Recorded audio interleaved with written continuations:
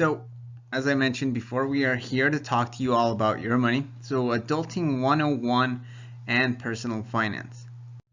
What does that mean? The agenda that we have for today and the goal of this presentation includes looking at the numbers in finance, which means taking them from complex to simple, and also in terms of budgeting, looking at some of the better budgeting practices that we can implement in order to create a budget that works for you and that you can stick to. So for the numbers section, we will actually focus on different aspects of personal finance, which include inflation, savings, loans, taxes, investments, and credit. The first question is about inflation, and so a little bit of a background regarding that. Inflation is generally considered to be the rise in prices for goods and services that happens from one year to the next. For the first question, imagine that the interest rate on your savings account is 2% a year and inflation is 3% a year. After 1 year, will the money in the account buy more than it does today, exactly the same or less than today? So in order to actually set up this problem, let's say that we have $100. The first thing we want to do is calculate the interest. So to put this more into context, we can think of ourselves going to the bank and actually handing the person that is at the teller window $100, and they tell us that 1 year will elapse and we will get 2% interest on our $100. What does this look like? Well, we have our initial amount of $100. To calculate the interest, we would just take the 100 times 0.02, and that would give us $2. At the end of the 1 year that's gone by, we would have $102. Next, we'll calculate inflation. So for that calculation, we will take similarly the $100, and the inflation rate in this case is 0.03, which is the 3%. So we would multiply it times the 100 and we get $3. We add that up. Now we have these two numbers, but to put them into context, what does this look like? Well, let's say that today you are able to buy a basket of goods for $100. Now 1 year passes and you now have $102 at the end of that year. You take your money out and you want to buy the same amount of things that you bought the past year, but the problem is you're going to be short. The reason being that everything in that basket of goods went up by 3%. That means that you'd be able to actually buy less than you would today. So that's the answer to that question. Now the next one would be, suppose you have $100 in savings and the account is earning 5% interest a year. After 5 years, how much would you have? So the first part that we want to tackle here is setting up a timeline, because it can get a little bit complicated as we go from year to year. So we have today, year 1, year 2, year 3, year 4, and year 5. How would you approach this problem? Would you simply just calculate the 100 times the 0.05, or what would be the first step that you would take in order to find a solution to this problem? Well, let's start with some of the principles that we actually used in the last slide, which is taking what we have today, the $100, and multiplying by the interest rate. So the $100 plus 100 times 0.05 would give us $105 at the end of the year. Now for year 2, do you think that we would start with the 105 or with the 100? Well, in this case we would start with the 105, and this actually proves the best point of compound interest, which is to say that your money starts making money from the interest that it starts accumulating, and you didn't have to do anything special.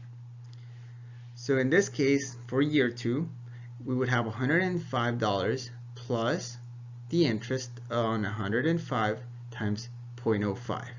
At the end of year 2, you would have $110 with 25 cents. Similarly, we can go through year 3, year 4, and year 5. And if you guessed our figure around $125, you would be around that ballpark, which is what we get of $127.62.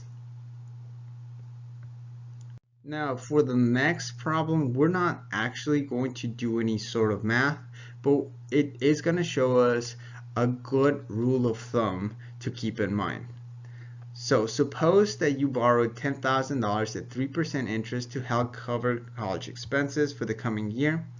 You can choose to repay this loan over 10, 20, or 30 years. Which of the repayment options will cost the least amount of money over the length of the repayment period? So for this one, we would simply look at this and see that for this loan, we would have to pay interest and principal, which is the main key point that you would take away from this slide, is that whenever you take out a loan, you're always going to end up paying the principal, which is in this case the $10,000 or the money that you borrowed plus the interest. And the good rule of thumb is to keep in mind that if possible, at all times you would like to pay back the loan in the shortest amount of time, because as you can see, when you have the loan for less time, you pay less interest. So in this case, we would have the loan 3 years. You pay the principal plus the interest for 3 years, whereas in this case, you would pay the principal and the interest for 4 years. For the next slide, we'll cover the different asset classes. So, over a long period of time, which of the following types of investments will give you the highest rate of return on average? So, here we have stocks, 10-year government treasury bonds, and online savings account. And you can actually kind of see the answer from these returns. So, for stocks, we can see that the return is 10%. That means that a value of $100 invested for 10 years at the end would provide $271. The 10-year government bonds with a return of 1.5% would yield 117. And online savings account with a return of 2.2% would provide 125. So you can see which asset class would provide the highest return on average. Now, of course, this isn't any sort of investing advice, but it provides us with a little bit more context when comparing different asset classes. The next example is about average take-home pay. So what do you think is the average take-home pay percentage that you get to actually get on your paycheck from after you have all the deductions taken out? Do you think it's 95%, 90%, 85%, 80%, 70%, maybe 65%? Well, on average, it's 70 to 79%. If we were to look at this example, we can see that this person has $4,125 gross pay, but we still need to take out these deductions. So we have medical insurance, retirement, and also taxes, so federal income tax, Social Security tax, and Medicare tax. So this gross income still needs to get these deductions, and at the end of the period, or at the end of the payment month, the person would actually get net pay of $2,873.07. Okay, now we're going to shift into talking about credit cards. Before we actually dive into the specifics of the tables that we have here, we need to touch upon making minimum payments. And that is that whenever you make the minimum payment, over the long run, if that's all the payments that you are making, it does and it can have a negative impact on your credit score. So that is something to keep in mind whenever you are looking at making payments on your cards. So now we can look at the different types, and the first type of card are rewards cards. These include cashback cards, stores cards that you can get at retailers, and airline points cards. Now, one of the key details to really remember for these are that you want to pay in full. Otherwise, there really isn't any point. And take, for example, cashback cards. If you get $70 cash back, for example, it really doesn't make sense to have this card if you end up paying $85 in interest. So really remember that in order to reap the benefits of some of these cards, the key point is to pay in full. Next, we'll look at low interest. For these low interest cards, the trade-off is that you don't get any rewards as you might with these cards. However, you do generally receive a lower rate. For balance transfer cards, you can take advantage of rates, and if you have a balance that is coming due on one of your cards, you can transfer it to another account, another card, pay off your balance that was coming due, and essentially buy yourself a little bit more time and refinance that amount at a lower rate. The last type of card that we'll look into here is secure debit. And these are, for example, for account holders with no credit that are trying to build that credit history, or folks that have bad credit and are trying to rebuild back their score. Now that we talked about some of the different types of credit cards, we can also move into looking at the advantages. Like we mentioned, you have the benefit of building credit. So establishing a credit history is really important because that will ultimately allow you to borrow at lower rates if you are able to establish the positive trends showing lenders that you pay things on time and that you have a long history.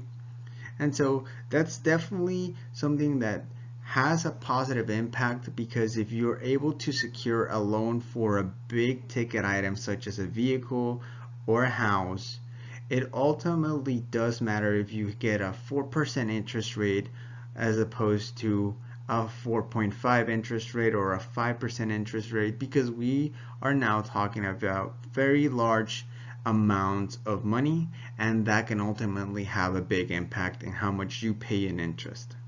The next aspect is rewards, and these do vary, and we kind of touched upon them here. So you can have different rewards that you can get with different offerings. And the last part that we'd like to talk about is flexibility. Flexibility, let's say that you have an emergency come up and you need to pay something right away. Credit cards offer you that possibility of paying and also having the payment options afterwards in order to take care of immediate emergencies that might come up. We talked about some of the advantages. Now we can talk about some of the disadvantages. So for example, we touched upon interest payments. If you do miss a payment, you are, after missing that payment, you have the possibility of accruing interest, and those tend to be fairly high. You also have annual fees, late payment fees. So if you made the payment but you took a couple of days more than what was specified on your due date, there might be a fee associated with that. Balance transfer fees, so if you transfer the balance from one card to another, there might be a fee associated with that. And a foreign transaction fee, if you go, for example, on vacation and you withdraw some money, there might be a foreign transaction fee associated with that. These are just some of the common fees, but it's always important to take into consideration what are the fees associated with your card so that you don't get caught off guard whenever you make some sort of transaction. And the impact of interest. This is one of the points that we really want to drive home, which is looking at an example of borrowing $100,000. Now you can see here, this is your beginning balance. You owe $100,000 and your payment is going to stay about the same for the duration of the loan.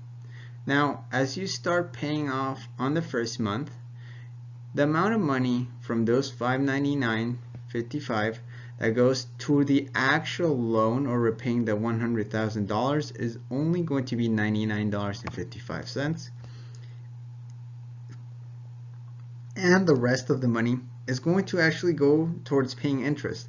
So fast forward 12 months And in 12 months, you would have paid almost $6,000 in interest, and you would have only paid $98,000 in the amount of the loan that you owe.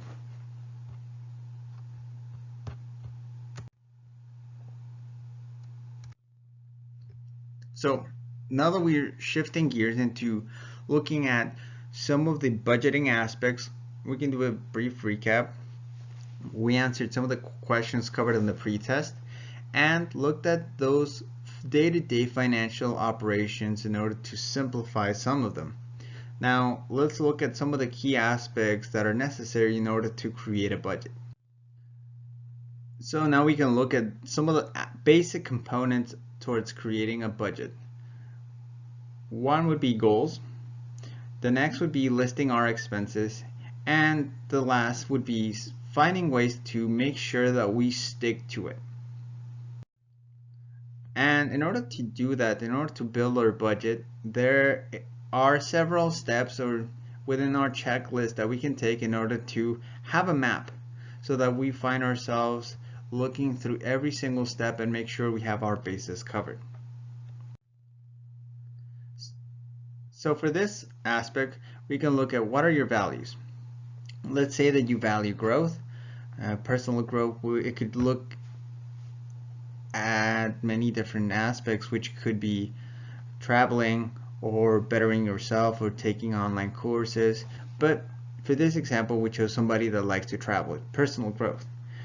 And perhaps you're spending a lot of your income in aspects where you think to yourself, well, maybe I could be directing this towards things that I value a little bit more.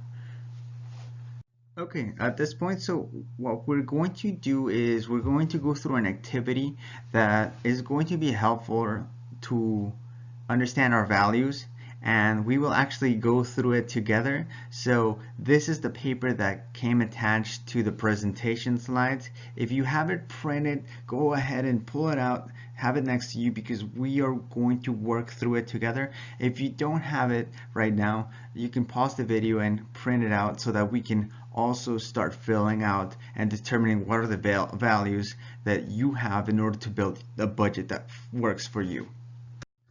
For the first part of this activity, what we're going to do first is go through the values. This is a very extensive list, and as you go through it, take a couple of minutes and choose 2 to 3 values that you think exemplify what are some of the traits that you value when you make purchases or that you value in your life in general.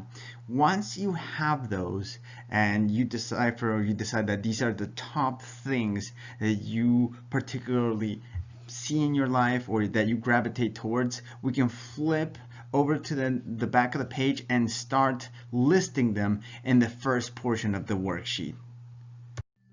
Okay, now so once you finished looking through that list in the front and you found your values, the first thing that you're going to see at the very top of your page, you're going to see your personal core values, and it's just basically asking you that question: what are your top 3 values? If you found 2 that you relate to, that's fine, you can just list 2. But for me, for example, I have only 2 values that I list, well, 3 values that I listed as family, fun, and purpose, and that's because those are the top 3 things that I see myself gravitating towards when I make my purchases, and that those are things that I value in my life. Now, go ahead and list those 3 or 2 things that you found that were important to you. Once you have done that, we're going to move to the next section, and it tells you list some of the purchases that you have made this month. For me, the 5 purchases that I made in the past 30 days are going out to dinner, sneaker shoes, I bought a suit, a laptop, and a computer monitor. So you don't have to go and list the 10 that you made, but if you at least 5, you can see a little bit of your spending behavior and kind of determine if you're spending according to what you value or if there's something else that you're probably spending in your budget that might not align with that. Once you have those 5 listed, and if you don't yet, you can pause the recording and then continue, but once you have those 5 listed, we are going to once more go through each individual item and determine from those values that we have at the top of the page if they actually align. So for me, going out for dinner 3 times in a row, so I went out 3 times in a row, that really, I would say that aligns with fun. However, I think that 3 times in a row is excessive for me. I think that at that point it's not fun anymore. So I put that having that type of behavior doesn't really align with my values of fun. And I also mentioned that I could probably reduce that. So if I had gone out maybe once during this time frame, that would have been fine with me. But having that 3 times in a row is what made it not align. And so that's why I mentioned I could reduce it. For number 2, sneaker shoes. For me, it doesn't align. Again, personally, it wasn't that I needed the sneaker shoes. They just looked like they were pretty awesome, and I really just got them without needing them, and I really don't think that I've really even worn them yet. So for me, that number 2 is also does not align.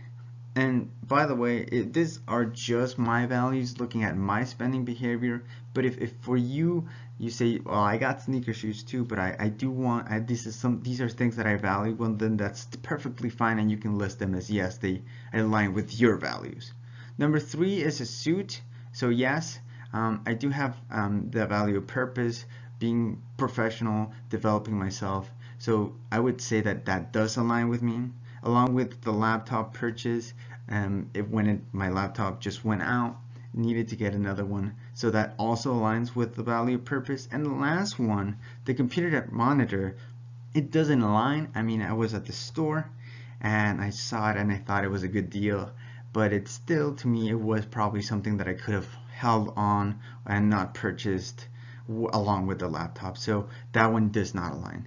So by the time you get down through this list, you should see some of the ways in which you perhaps made some purchases and you say, this doesn't really fit with what I want to be spending on. Or you can see the ways in which you can start reducing some of those expenditures. So that's really the purpose of this activity, going through and actually kind of comparing side by side. Are these values what I really actually spend my money on, or do I need to change maybe some of the things that I have listed as values, because perhaps I think that I value something and that's not the case here. So once you complete that, you can keep the piece of paper, and it will be useful as we go through the different goals when we are making a budget. So that takes care of our first aspect, which is understanding our values. Next, we can set out towards looking at our goals. In this slide, we're going to look at the goals. And the reason why we use the SMART goals format is because in the past, if you tried to achieve a certain goal and you didn't have anything that was specific, measurable, attainable, relevant, or time-based, you might have found yourself feeling frustrated because there really wasn't a step-by-step process by which you could make sure that you were actually getting towards that goal. And so we'll actually go through an example in order to make sure that we understand how to create a SMART goal, that if it's a financial goal that you're looking to achieve for your budget, that you're going to be on the right track so that you can actually get to that end goal. So our example is saving $50 per month. In this case, the specific would be $50 every single month. We made it fairly straightforward. We can specifically point to the amount, the money amount, and how much it lasts. So we have the S down. The next part is looking at the measurable aspect. So how to get to $50. So let's say we look at 31 days on average a month. Now 50 divided by 31, that means that $1.61 is what I need to be saving. And the importance of this aspect, or this step, is that now I have a way in which every single day I can look at my progress as I continue towards getting to my goal. So 161 is that figure that I'm looking to save every single day in order to get to my $50 goal at the end of the month. Next, we look at the attainable. And in the attainable aspect, this is really a reality check because it lets us know if we are able to achieve what we've set out to do. And the good way to evaluate this is, have we done this in the past? For this example, we'll look at how much have we saved in the past. Think of if we've had trouble saving smaller amounts, then this might not really be attainable for us. We might want to lower it down to maybe $40 or $30 to make sure that we achieve those milestones first, and then we can move on towards saving a bigger amount. Relevant. This is where your values and that values activity comes in handy, because you know what is it that you're saving for. And the importance of this is that we stick with things that we personally value. If somebody tells you that you need to do some goal because they are telling you to do it, it is far harder to actually stick to it when the going gets tough. So this is where your values come in, and you know, well, is this something that I am doing because I personally value it, or is it because I'm doing it for other reasons? And that's a good way to evaluate that part of the relevant section on your SMART goal. The last part is time-based. So measuring your goal monthly, but in this case, the main thing or the good rule of thumb to have is having a start and an end date. And the reason is that once you have a deadline, you know by when you need to get something done. Otherwise, the task might seem endless and you would really never have a way to make sure how much progress you've made so far and how much progress you have left to make until you have the end date of your goal. Okay, so now we've looked into the values, and next we'll look at specifically the fixed and variable expenses for our budget. So for our expenses, we can think of, in general, food, shopping, maybe going to the store, getting groceries, and even going shopping. Again, maybe you value getting specifically tennis shoes. So how many are fixed and which ones are variable? What would you think is one of the key metrics or ways in which we can distinguish something that is a fixed expense from a variable expense? So for the variable, think of things that really don't happen that often, that you really don't see on a monthly basis for your budget. And think, for example, going to concerts or sporting events or even vacations. Those are things that generally don't come into our budget for the most part. And that can be very good to understand that those are variable, because that simplifies a lot of the ways or the steps that we're looking at in our fixed column. So for example, here we have things like gas or food. Even if it's fast food, if it comes at a fixed amount every single month, we might want to include it. Groceries, these are some things that we generally have every single month as an expenditure that we need to make. In this case, we will only look at the fixed expenses. So for example, here we have a sample list that looks at all the fixed expenses that potentially come up every single month. So we have groceries, gas, utilities, car payment, fast food, shopping, transportation, travel, and some other categories that could potentially be recurring and fixed expenses that you might have every single month. Well, now that we have the list and the fixed and the variable expenses, we can look at determining our number.